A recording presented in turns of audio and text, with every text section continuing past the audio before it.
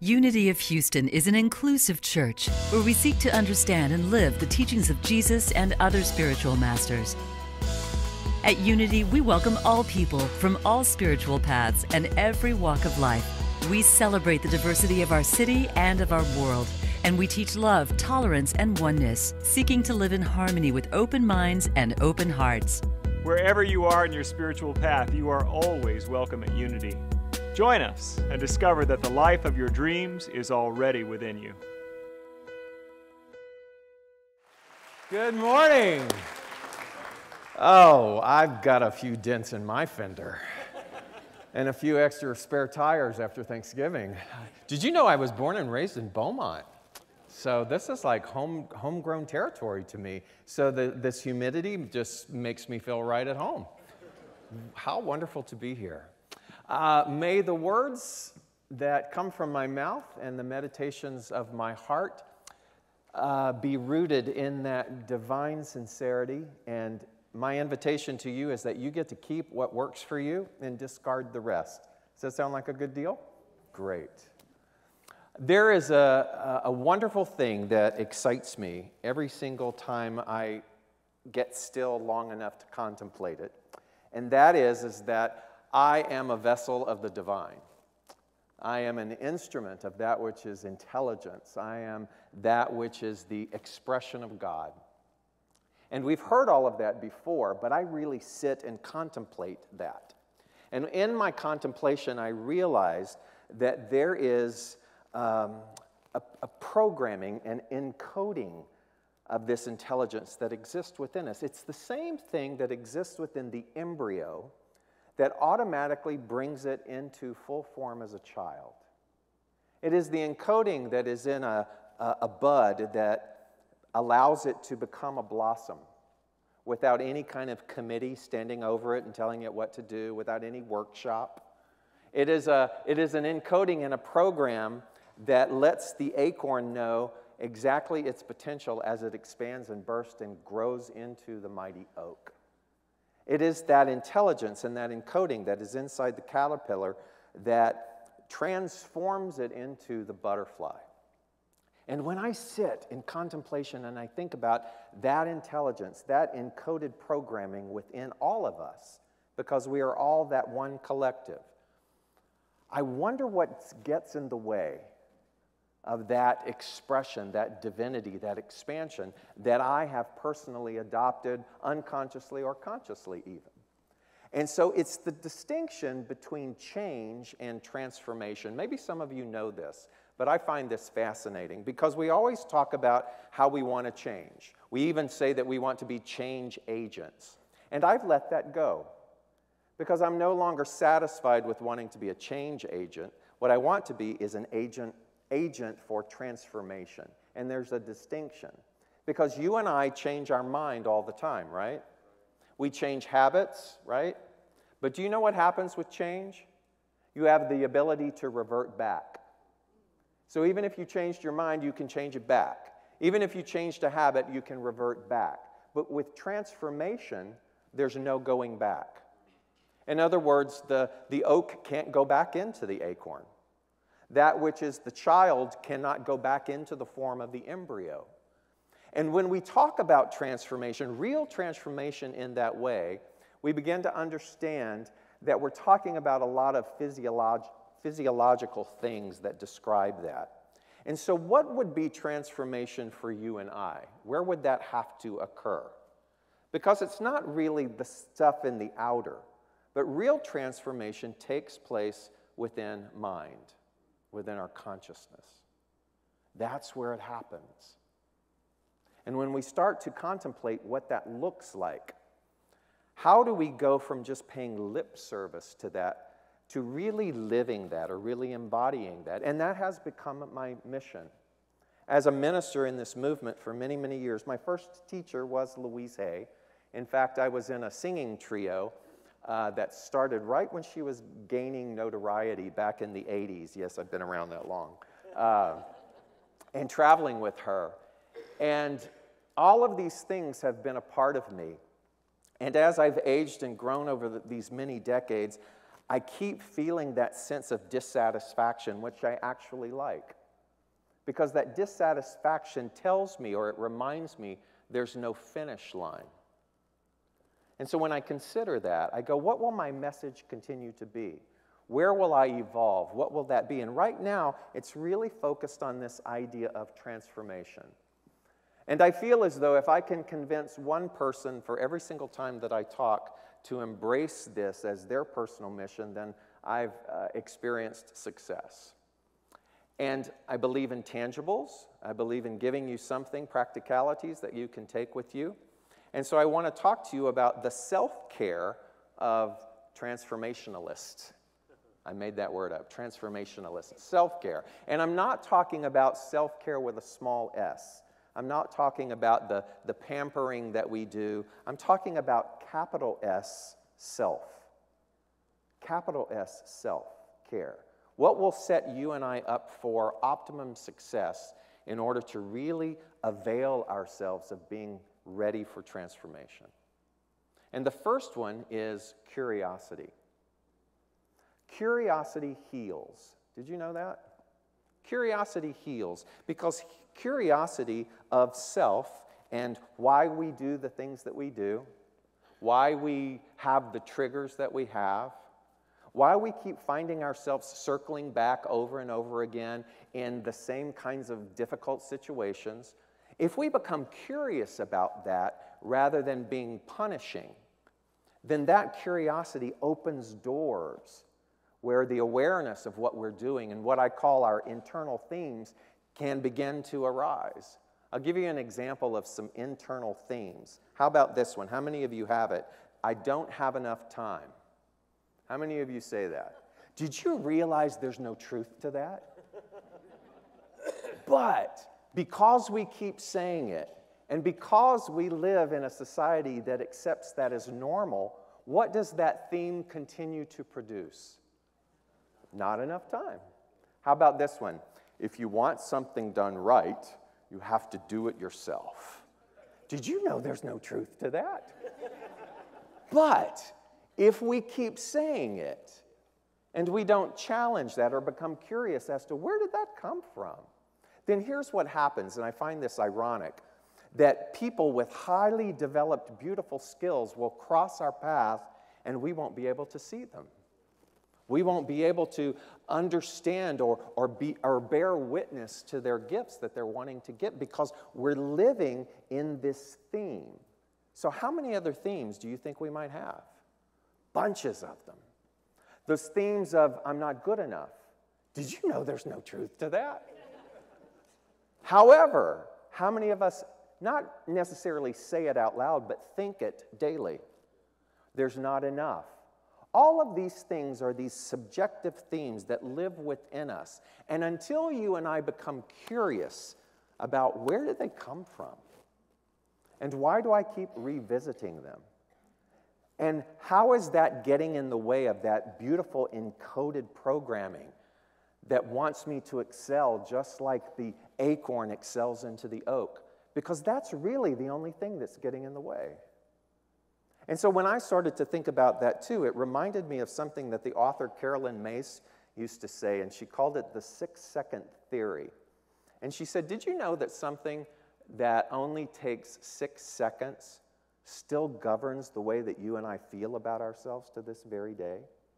6 seconds. That could have been a second grade teacher that just looked at you and said, why don't you just mouth the words, okay? And you may have loved to sing, but what did you do in that 6 seconds? You pushed, repressed all of that beautiful, sincere, childlike, innocent expression down. And a lot of us are operating from 6-second moments. Those are the things that breed into those themes.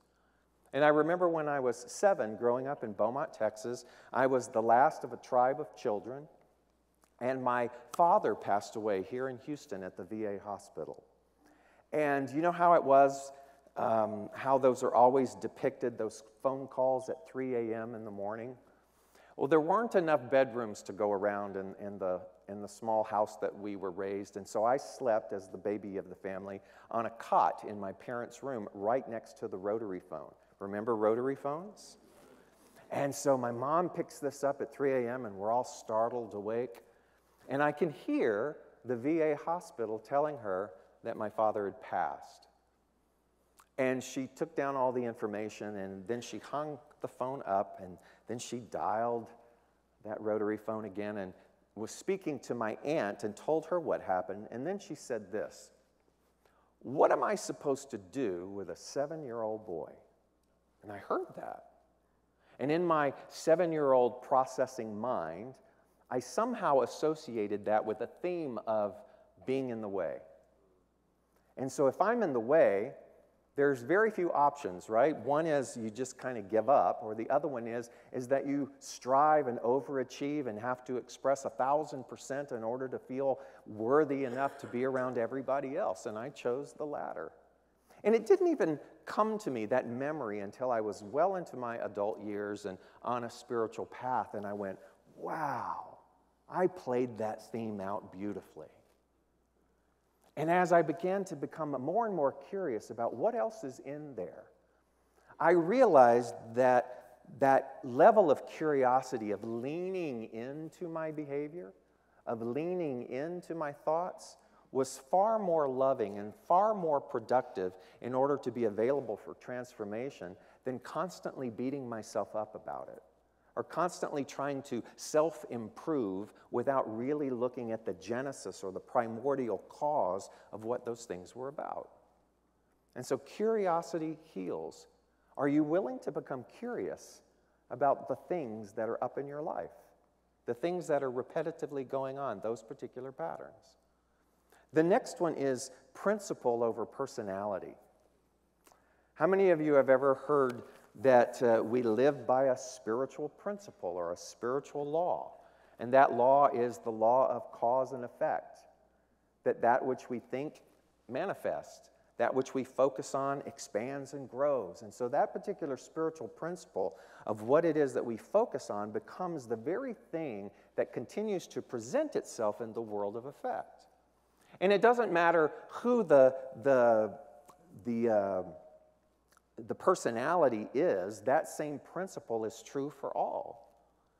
And as I began to think about that principle to me says that regardless of what's happening in the world of effect, that what we teach, that God is all that there is unshakable. And so what will it take for me to know that in the seeming mountainous world of effect? You ever been in the seeming mountainous world of effect? I tell my students to try this mantra, even in the apparent absence of. And I say, repeat after me. So repeat after me. Even in the apparent absence of. So even in the apparent absence of love, there is love. Even in the apparent absence of peace, there is peace. If I am to side with this principle that tells me that the only reality is God. And yet when we look at the world of effect, we see so many different things that want to pull us away. We listen to so many personalities that would have us believe that maybe there's wiggle room in that particular principle. But if we are to be those in alignment with transformation, then we must cultivate this deep-rooted knowing that reminds us that this principle is unwavering. One of my favorite quotes goes like this: "Love brings up everything unlike itself." And I used to go, what does that mean? Love brings up everything unlike itself. And then I realized if I stand in front of people, or if I claim that I'm an advocate for love, then guess what? Everything unlike love shows up. And I don't believe it does that in order to test me. I believe that it shows up in order to help me with my advocacy. If I say that I'm an advocate for peace, then everything unlike peace reveals itself to me in order to give me the opportunity to exercise that particular spiritual principle. And so what I've done over the years is I've leaned into that principle, and I have this little mantra that says, I'm available. I stole that from a travel writer in the 90s named Doug Boyd. And he said, the most powerful words you can ever say are, I'm available. And then he said, look out. Because if you're sincere, your whole world will change. That became the principle, not the personality, but the principle that I wanted to live by. I wanted to speak the words, I'm available, to my values. And one of my values started as a little boy back in Beaumont, Texas. I wanted to see the world. I wanted to lift myself out of the poverty of my upbringing. I wanted to be able to go on an adventure. And I used to say to the word adventure, I'm available. And that adventure led me many years ago, after Louise, into sacred site traveling and taking people across the world. And one of those trips, 15 years ago now, was to Thailand and Cambodia. Thailand was great, but something happened when we landed in Cambodia. You ever been to a place and you just have this physical reaction, like I've been here before? And when I landed in Cambodia, that's what was happening.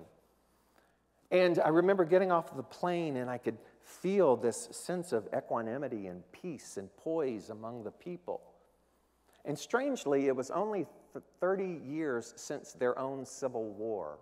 If you know anything about the Cambodian history, you know that there was a mass genocide in the 1970s from a regime that came in, and it took every educated Cambodian and marched them into the rice fields and worked them to death.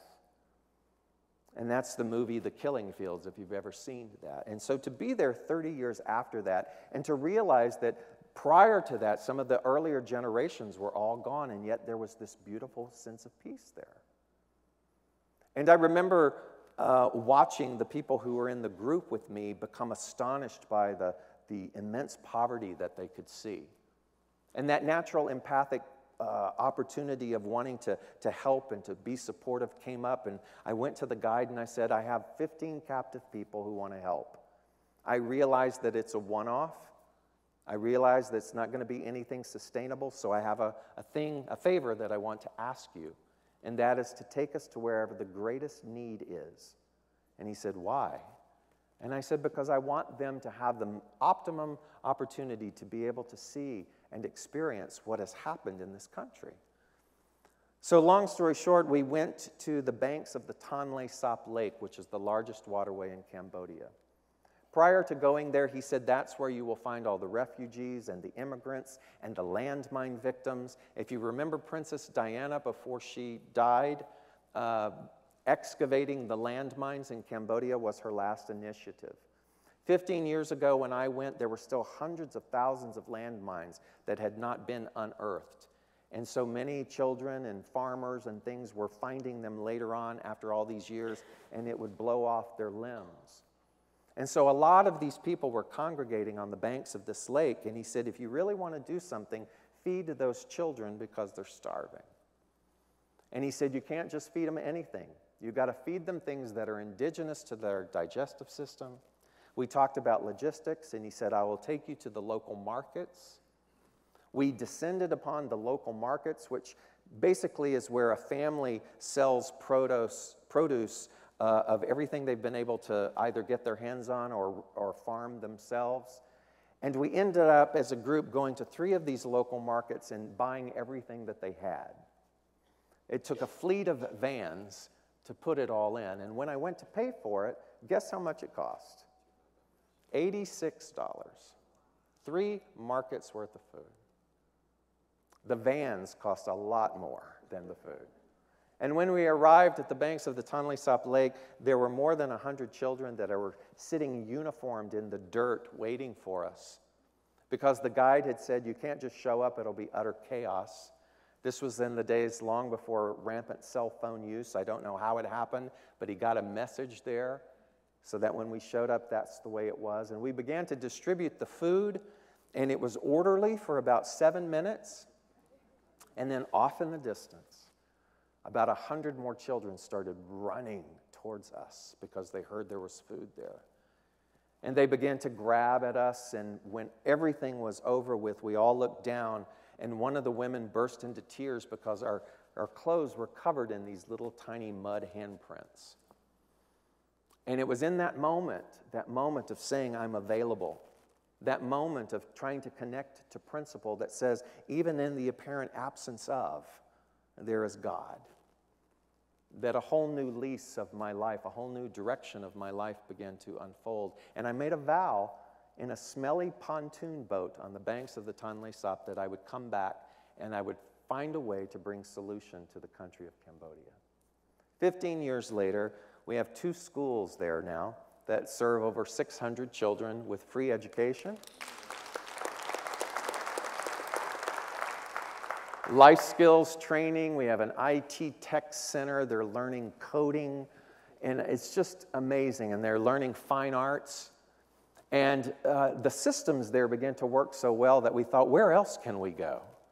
And my foundation was born from that. And we've now gone into India, and we are in the Bihar state of India at the top under Nepal, and we started 2 schools in slums in India.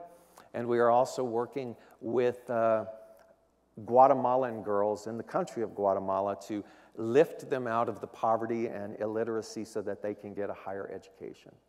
And all of those things, many, many times have been so overwhelming that I have thought that maybe principle wasn't true. This principle that God is in everything. And many times it has brought me to my knees. And every single time, by going back and saying, I'm available to this, that which is principle, because lots of personalities disappoint, but principle never disappoints. And every single time, getting up off of my knees and marching back into that allegiance and that transformation with principle has shown me the solution time and again. And the last one I want to share with you is rhythm. Rhythm. Did you know that life has a rhythm? It has an ebb and a flow. And in those times of the ebb, particularly in the work that I've been doing now across the globe, there have been many ebbs where I didn't know whether or not we would be able to keep the schools open. I didn't know if certain things in my personal life were going to be able to work through. And then there would be a flow. And when I would be in the ebb, I would realize that one of the things I had to practice was curiosity. I had to go back to the first one and go, I wonder why I appear so fearful in this stage of the ebb. And I had to go back to principle that would tell me that even in the apparent absence of, solution is there and there is enough. And I began to understand about rhythm and appreciate rhythm. And I realized that without the ebb, the flow would not really have the sweet meaning that it has. That in order to be a person that is experiencing real transformation, I had to come to the realization that the ebb was the training ground. The ebb is the gestation period. The ebb is that hallway between the 2 doors where one is closing and the next one is opening. And without that opportunity, I would not fully be able to appreciate what transformation means. And so I began to look at those 3 things: curiosity, principle, and rhythm. And I realized that I had come up with CPR. That every single time I forget, I have CPR. And that's the thing that leads and guides me into being a transformationalist. And I want to offer that to you this morning, because I think what the world needs is not change agents anymore. What they need are agents of transformation. We don't go back. We only move forward to the grandest expression of why we are here. And so it is. God bless. Thank you so much. Thank you. Thank you for watching this message today. I'd like to invite you to join us in person here on campus at Unity of Houston for Sunday morning or Wednesday evening services. If you can't be with us here on our campus, you can still join us live on Facebook or on our website, unityhouston.org, Sunday mornings at 11 a.m. Central.